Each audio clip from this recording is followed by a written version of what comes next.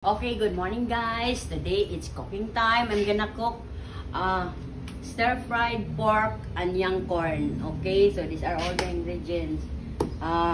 Black pepper, salt, half a teaspoon of sugar, bell pepper, 1/4 cup of oyster sauce and 1/4 cup of soy sauce, and then one young corn, whole young corn, and then I slice into diagonal, and then snow peas, and then the pork, and then the pork cut into strips, and then garlic and onion. We're gonna salt the garlic first, garlic, and then the onion.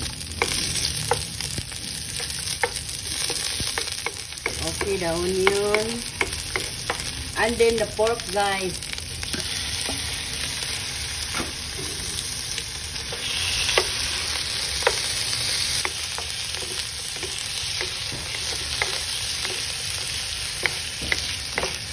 First, because we're gonna let the pork cook,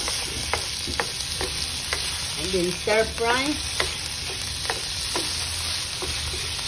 till the pork is done. Okay guys, so the meat is already cooked because this is pork tenderloin. It's very soft. Okay, the young corn, peas, and then the bell pepper.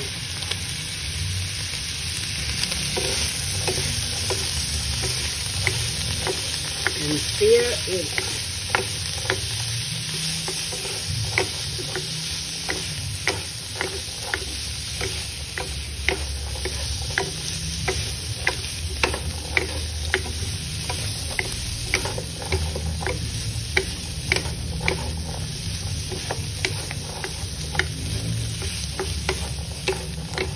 Soy sauce, soy sauce,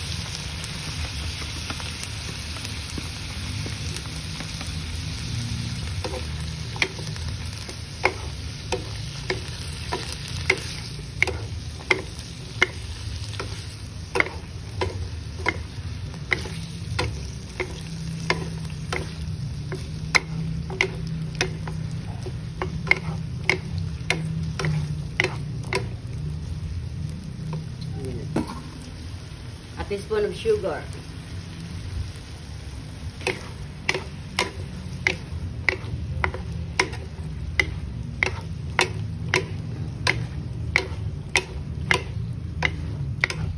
pepper, and just a little salt, guys, a pinch of salt.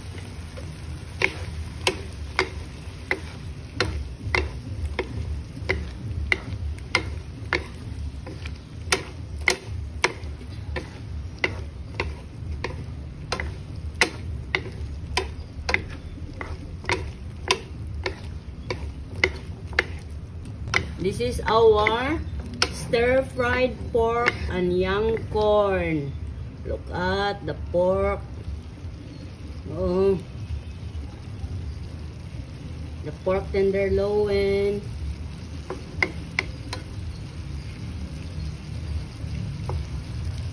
Okay, so I'm gonna get a spoon. Our stir-fried pork and young corn is done. So I'm gonna taste this one, the young corn. It's good. It's yummy.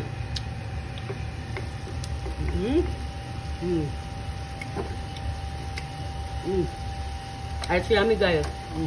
Our stir-fried pork and young corn is done. Okay, so